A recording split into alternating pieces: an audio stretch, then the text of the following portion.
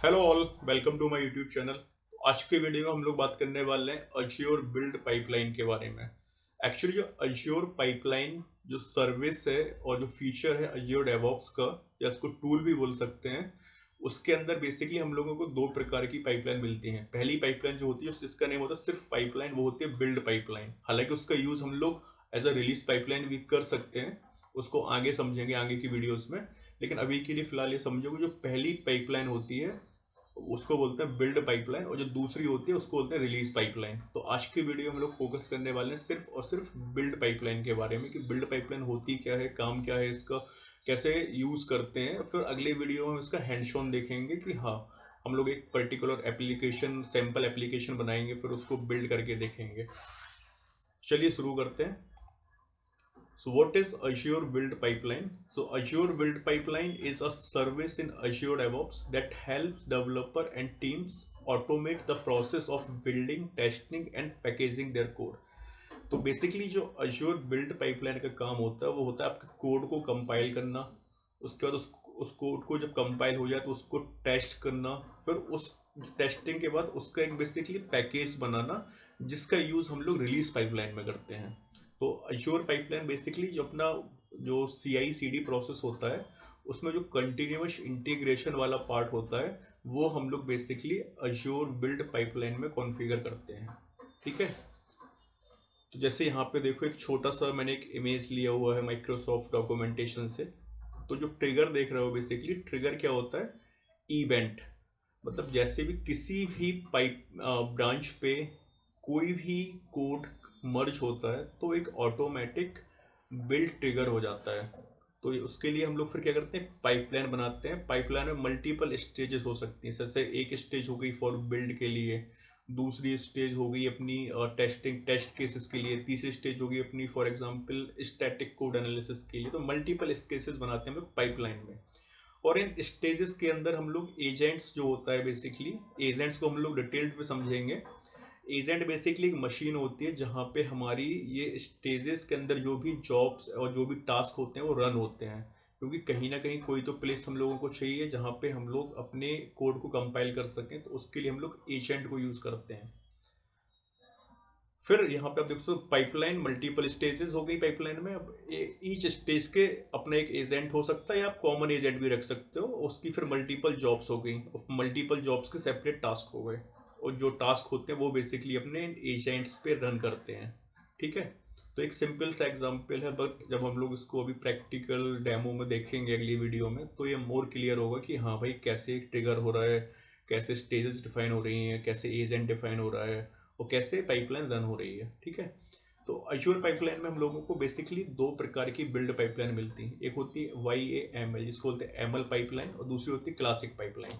तो अभी इतना समझते हैं फिलहाल के लिए कि अज्योर बिल्ड पाइपलाइन के अंदर भी दो तरीके हैं पाइपलाइन को कॉन्फ़िगर करने के। एक होता है एमएल बेस्ड, दूसरा होता है क्लासिक पाइपलाइन।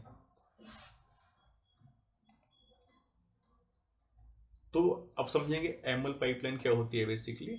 तो ये बेसिकली कोड बेस्ड होती है। इसका मतलब क्या हुआ, एमएल एक लैंग्वेज है जिसका यूज़ करके हम लोग अपनी पूरी पाइपलाइन को एज अ कोड राइट करते हैं और उसको सोर्स कंट्रोल या गिट रेपोज में सेव कर सकते हैं।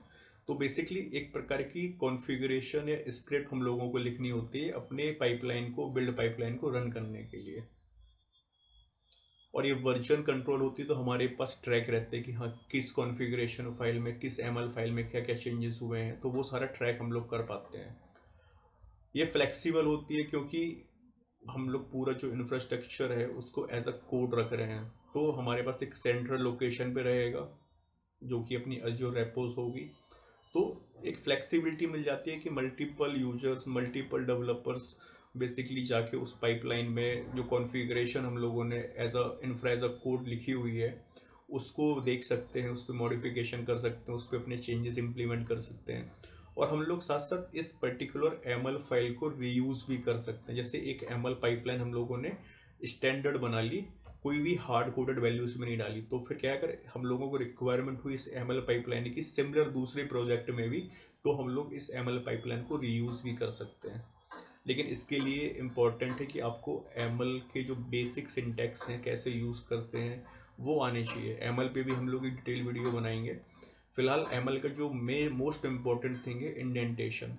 हर एक स्टेप के बाद एक पर्टिकुलर स्पेस एक सीक्वेंस में होने चाहिए, तो वो हम लोग डिटेल में समझेंगे। फिलहाल ये समझते हैं कि अज्योर बिल्ड पाइपलाइन में दो प्रकार की पाइपलाइन बनती है, एक होती है एमएल पाइपलाइन, दूसरी होती है classic pipeline. ML pipeline basically code based होती है, जहाँ पे हम लोगों को एक पर्टिकुलर एमएल फाइल होती है जिसका एक्सटेंशन होता है .yaml और .yml, जहाँ पे हम लोग अपनी पूरी पाइपलाइन को डिफाइन करते हैं। ठीक है, तो ये हो गया एमएल पाइपलाइन हमारा। दूसरा हो गया क्लासिक पाइपलाइन। क्लासिक पाइपलाइन क्या होती है? UI based. यहाँ पे हम लोगों को बेसिकली कोई कोडिंग नहीं करनी है। हम लोगों के यहाँ पे अज्योर डेवऑप्स से बिल्ट इन टास्क होते हैं, जैसे .NET कोड को रन करने के लिए क्या क्या टास्क होंगे, तो वो हम लोग सिर्फ सीधे टास्क ऐड कर सकते हैं डायरेक्टली। कोई कोडिंग नहीं है, यूआई पे अज्योर पोर्टल पे, अज्योर डेवऑप्स पोर्टल पे जाके हम लोग क्रिएट कर सकते हैं। No coding needed, suitable for beginner those who prefer a visual approach. मतलब जो जैसे पहली बार अज्योर डेवऑप्स को सीख रहा है या समझ रहा है, तो उसके लिए क्लासिक पाइपलाइन बेस्ट है। क्योंकि जब आप क्लासिक पाइपलाइन को समझ पाओगे तभी आप एमएल पाइपलाइन में उसको कॉन्फ़िगर कर पाओगे, उसको एज अ कोड। क्योंकि आपको पता रहेगा कि हाँ, किस स्टेप के बाद कौन सा स्टेप हमें डालना है, क्या रिक्वायरमेंट है। तो वो सारी चीज़ें अगर हम लोगों को पता होंगी एक बार, जो कि क्लासिक पाइपलाइन में का है कि क्या है कि हम लोग प्रॉपर टास्क जो होते हैं बिल्ट इन, हालांकि वो टास्क हम लोग एमएल पाइपलाइन में भी यूज़ करते हैं, बट यहाँ पे क्या विजुअल रिप्रेजेंटेशन होता है, तो बहुत ईजी हो जाता है। ये लेस पोर्टेबल होती है, क्योंकि इसकी जो कॉन्फ़िगरेशन होती है क्लासिक पाइपलाइन की, वो एज अ कोड किसी भी पर्टिकुलर फाइल में स्टोर नहीं होती है। तो हम लोग इसको एक पाइपलाइन से दूसरी पाइपलाइन में यूज़ नहीं कर पाते हैं। ये बेसिकली क्विक सेटअप, ये सिंपल होती है क्योंकि कोई कोडिंग नहीं है, कुछ आप लोगों को दिमाग में नहीं रखना। आपको पता है कि हाँ, इस एप्लीकेशन को रन करने के लिए 4 स्टेप्स की रिक्वायरमेंट है, तो हम लोग सीधा जाके वो 4 स्टेप्स ऐड कर देते हैं और हमारी पाइपलाइन रन हो जाती है। तो ये होती है क्लासिक पाइपलाइन, यूआई बेस्ड होती है। एंड जो एमएल पाइपलाइन होती है वो कोड बेस्ड होती है। अब डिफरेंस क्या है दोनों में, एमएल पाइपलाइन में और क्लासिक पाइपलाइन में? कुछ डिफरेंसेस हम लोगों ने ऑलरेडी प्रीवियस स्लाइड में देख लिए, तो फिर समझ लेते हैं एक बार। जो पहला फीचर हो गया सेटअप, तो इसमें कोड बेस्ड होता है, यूजेस एमएल फाइल। इस पे यूआई बेस्ड होता है, सिंपल ड्रैग एंड ड्रॉप करके हम लोग टास्क को ऐड कर सकते हैं। वर्जन कंट्रोल, यहाँ पे एमएल पाइपलाइन में हम लोग इसको अज्योर रेपोस से इंटीग्रेट कर सकते हैं, तो हमारे पास इस एमएल फाइल पे अगर 4 लोगों ने काम किया तो 4 लोगों की हिस्ट्री हमारे पास रहेगी, यहाँ किस बंदे ने क्या क्या चेंजेस किए हैं, तो उसके वर्जन्स क्रिएट हो जाते हैं हमारे पास। बट क्लासिक पाइपलाइन में क्या होता है, हम लोग को इसकी पाइपलाइन की कॉन्फ़िगरेशन को अज्योर रेपोस से इंटीग्रेट नहीं कर सकते हैं, ये रेपोजिटरी से अलग रहता है अपना। रीयूजेबिलिटी, इसमें जो हम लोग टेम्पलेट्स क्रिएट करते हैं एमएल पाइपलाइन के लिए, उसको हम लोग मल्टीपल प्रोजेक्ट्स में या मल्टीपल एप्लीकेशंस में यूज़ कर सकते हैं, बट क्लासिक पाइपलाइन में बहुत लिमिटेड होता है। इस पे एमएल पाइपलाइन के लिए हम लोगों को एमएल नॉलेज, एमएल के सिंटैक्सेस, जो बेसिक सिंटैक्स होते हैं वो आने चाहिए, तभी हम लोग एमएल पे काम कर सकते हैं। ये अपना बिगनर फ्रेंडली होता है कि इस पे आपको सिर्फ पता है कि क्या करना है, कौन से टास्क ऐड करने हैं, और आपकी पाइपलाइन चल जाएगी। अब फ्लेक्सिबिलिटी, हाईली कस्टमाइजेबल है, इसमें लिमिटेड कस्टमाइजेशन है।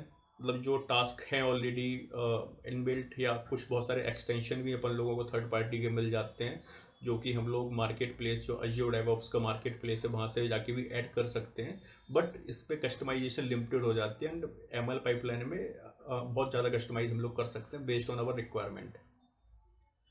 Best for advance team and infrastructure, जो लोग यूज़ करना पसंद करते हैं, जो चाहते हैं कि हमारा एप्लीकेशन या और जो इंफ्रास्ट्रक्चर वो सब कुछ एक ही लोकेशन पे रहे, तो उसके लिए ये एमएल पाइपलाइन सुटेबल है। और क्लासिक पाइपलाइन होती है अपनी बिगनर सिंपल पाइपलाइंस, कोई भी मतलब नया बंदा है तो वो 2 दिन में सीख सकता है कि क्लासिक पाइपलाइन कैसे बनाना है। तो ये बेसिकली कुछ डिफरेंसेस हैं अपने एमएल पाइपलाइन में और क्लासिक पाइपलाइन में। अब फीचर्स देखते हैं, हमारे बिल्ड पाइपलाइन के फीचर्स क्या हैं। पहला, ऑटोमेशन। जब हम लोग बिल्ड पाइपलाइन सेटअप करते हैं तो हमारा जैसे भी कोई भी चेंजेस मर्ज होता है या कमिट होता है, कोई भी चेंजेस अपनी रिपोजिटरीज में, तो ऑटोमेटिकली आपका बिल्ड कोड कंपाइल हो जाता है, जो टेस्ट केसेस होते हैं वो रन हो जाते हैं, और वो उस एप्लीकेशन के एक पैकेज बन जाता है जो कि हम लोग यूज़ करते हैं डिप्लॉयमेंट के लिए, उसको सर्वर पर डालने के लिए। दूसरा है मल्टी प्लेटफॉर्म सपोर्ट। तो आपका एप्लीकेशन चाहे .NET पे हो, चाहे जावा पे हो, चाहे पाइथन पे हो, चाहे नोड.js पे हो, तो ये सारी लैंग्वेजेस सपोर्ट करता है basically Azure build pipeline. Customizable workflow, you can define pipeline using a graphical editor or a ML file for a better version control। तो जो हम लोगों ने पिछली डिफरेंस इसमें समझा कि हाँ कस्टमाइजेबल ML फाइल पे हाईली कस्टमाइजेबल होता है, बट अगर हम लोग क्लासिक पाइपलाइन यूज़ कर रहे हैं तो कुछ लिमिटेशंस होती हैं कि हम लोग एक लिमिट तक ही कस्टमाइज कर सकते हैं। तीसरा इंटीग्रेशन विद पॉपुलर टूल्स। अब ऐसा नहीं है कि हम लोग अज्योर पाइपलाइन यूज़ कर रहे हैं तो हम लोगों को अज्योर रेपोज ही यूज़ करनी पड़े। आप लोग अगर आपका कोड बेस गिट में या गिट हब पे है तो आप वो भी इंटीग्रेट कर सकते हो अज्योर पाइपलाइन के साथ। Scalability supports cloud hosted build agents और सेल्फ होस्टेड बिल्ड एजेंट्स। तो अभी एजेंट पार्ट हम लोग अभी छोड़ देते हैं, समझेंगे बस इतना समझ लो कि एजेंट बेसिकली एक वर्चुअल मशीन होती है जहाँ पे अपनी पाइपलाइन रन करती है। तो इसमें भी एजेंट दो प्रकार के होते हैं, क्लाउड होस्टेड होता है मतलब जो माइक्रोसॉफ्ट प्रोवाइड कराती है हम लोगों को, और दूसरा होता है सेल्फ होस्टेड मतलब हम लोग खुद वर्चुअल मशीन्स बनाते हैं, फिर क्या क्या कॉन्फ़िगरेशन चाहिए उस एप्लीकेशन को रन करने के लिए, क्या क्या डिपेंडेंसीज हैं, वो सब कुछ इंस्टॉल करते हैं। तो ये हो गए फीचर्स हमारे बिल्ड पाइपलाइन के। अब बिल्ड पाइपलाइन के कंपोनेंट्स कौन कौन से होते हैं। पहला पाइपलाइन हो गया। पाइपलाइन बेसिकली होता है वर्क फ्लो होता है एक सीक्वेंस में जहाँ पे मल्टीपल स्टेजेस, फिर उसके अंदर मल्टीपल स्टेजेस, फिर उसके अंदर अपने पास मल्टीपल स्टेप्स, मल्टीपल जॉब्स, फिर मल्टीपल जॉब्स के अंदर मल्टीपल टास्क, फिर मल्टीपल टास्क के अंदर मल्टीपल स्टेप्स। तो एक प्रॉपर वर्क फ्लो होता है पाइपलाइन। मतलब स्टेजेस क्या होती हैं, लॉजिकल ग्रुपिंग ऑफ टास्क, मतलब बहुत सारे टास्क को मिला के एक बेसिकली स्टेज तैयार होती है। जब हम लोग ML पाइपलाइन को अभी अगले वीडियो में जब डेमो देखेंगे तो और क्लियर हो गए। जॉब्स क्या होती है, a collection of steps that run sequentially और in parallel. Task individual action हो गया, जैसे रीस्टोर डिपेंडेंसीज, रनिंग टेस्ट्स, तो ये टास्क हो गया। Triggers basically event that start the pipeline. Agent virtual machine और server that execute the task in the pipeline. जैसे हम लोगों ने बताया अपनी बिल्ड पाइपलाइन को रन करने के लिए एक मशीन की आवश्यकता होती है जहाँ पे हमारा कोड रन कर सके और जो भी हम लोगों ने टास्क ऐड कर रहे हैं वो एग्जीक्यूट कर सकें, तो उसके लिए हम लोग एजेंट यूज़ करते हैं। फिर होता है आर्टिफैक्ट। आर्टिफैक्ट क्या होता है, जो हम लोगों का कोड कंपाइल हो गया, टेस्ट हो गया, उसके बाद जो फाइनल आउटपुट निकल के जो आता है वो बेसिकली जाके डिप्लॉय होता है सर्वर पे। तो ये कंपोनेंट्स हो गए हमारे अज्योर बिल्ड पाइपलाइन के।